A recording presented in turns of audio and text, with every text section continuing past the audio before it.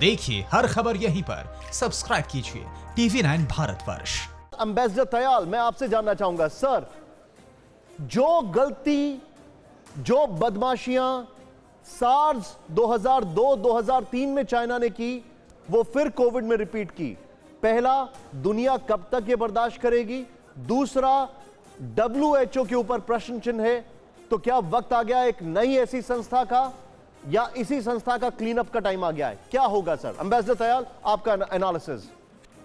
देखिए, WHO के बारे में किसी ने कहा कि WHO इस स्थिति में है कि they know everything but they don't do anything. दूसरी चीज, जो WHO की क्रेडिबिलिटी के बारे में डॉक्टर साहब ने कहा, हमारे खुद पॉलिसी मेकर्स ने, प्रधानमंत्री ने ICMR की गाइडलाइंस को फॉलो किया, उनसे सलाह मांगी और उनके रास्ते पर चले, जबकि WHO के सलाहें अलग थी। वो तो कहते थे कि चाइना से आप फ्लाइट भी बैन नहीं करिए।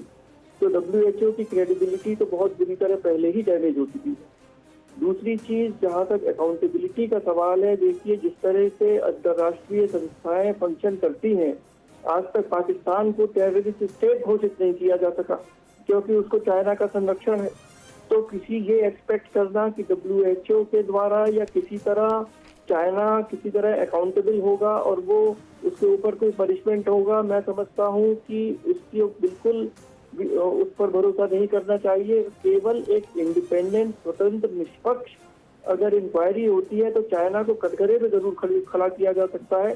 ये जो राष्ट्रपति ट्रंप का लेटर व्हाइट हाउस का जो आपने दिखाया, ये मैंने पूरा पढ़ा है। ये बिल्कुल बहुत ही पक्की चार्जशीट है, ये बिल्कुल चार्जशीट है जिसमें कि डेट वाइज चाइना ने क्या गलती की है, क्या छुपाया है, WHO ने किस तरह काम नहीं किया है, ये सब बहुत अच्छी तरह बताया गया है। एब्सोल्युटली। इसी के हिसाब से चाइना को कल्पेबल माना जा सकता है। ये है वो चार्जशीट। पर चाइना के खिलाफ एक्शन WHO नहीं ले पाएगा क्योंकि $2 बिलियन का तो चाइना ने WHO के थ्रू दिया है। नहीं सर, लेकिन WHO के खिलाफ कोई एक्शन लेगा सर? देश में और वहाँ और लॉलीपॉप देंगे सब देशों को कि हमारे साथ रहिए और हम आपको डॉक्टर्स देंगे, मेडिसिन देंगे, सब चीजें फ्री देंगे।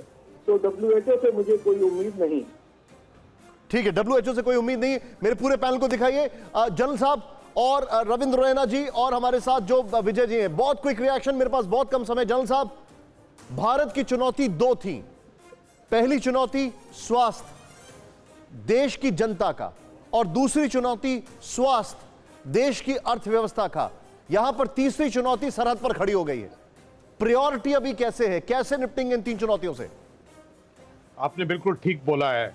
हर एक जो चुनौती है उसको प्रिपेयर्डनेस और अलर्टनेस से करना पड़ेगा। सबसे बड़ी बात यह है कि ये जो ईस्ट लद्दाख में हो रहा है, ये जो नॉर्थ सिक्किम में हो रहा है, ये जो POK में डैम के बारे में इन्होंने अभी कॉन्ट्रैक्ट साइन किया है, ये जो साउथ चाइना में आपस में कर रहा है, और ये WHO में हो रहा है, ये हर एक ही कड़ी की बात है कि जो चाइना है उसके अंदर में जो इंटरनल पॉलिटिकल स्टेबिलिटी है, जो उसकी खुद की ताकत को जो चैलेंज है, उसी से उभर रहा है। और सबसे बड़ी बात यह है कि चाइना ही कोरोना का स्टार्ट पॉइंट, ओरिजिन था, और ये सब एक्चुअली मिलकर एक ही चुनौती से उत्पन्न होती है। लेकिन क्या करेगा भारत सर? रैना साहब, क्या करेगा भारत सर? जनरल साहब, हमको पक्का प्रिपेयर्ड रहना चाहिए। सबसे पहले प्रायोरिटी है हमारी कि कोरोना की फाइट इज प्रायोरिटी नंबर 1। दूसरा है कि जो भी चुनौतियां बॉर्डर के ऊपर आ रही है, we got to be prepared and alert. I think that's the way it is. Okay, point noted. Raina साहब, लास्ट कमेंट आपसे, बहुत संक्षेप में। क्या भारत तैयार है तीनों चुनौतियों का? बहुत संक्षेप में सर, ओनली 30 सेकंड्स। जिस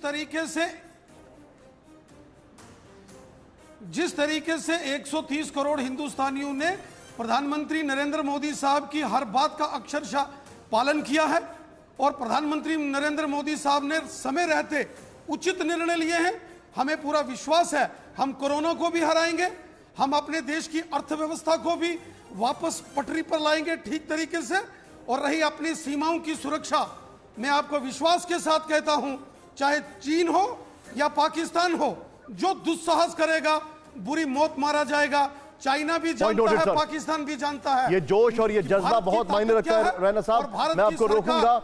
हमारे सभी मेहमानों का किसी से झुकने वाले नहीं है जी, घुस के मारेंगे इनको, घुस के मारेंगे। बहुत बहुत शुक्रिया, अभी तक वही देखते आ रहे हैं हम लोग। आपका बहुत बहुत शुक्रिया, आप सभी मेहमानों का आपने समय निकाला। फिक्र आपकी, सोमवार से शुक्रवार रात 9 बजे सिर्फ TV9 भारतवर्ष पर।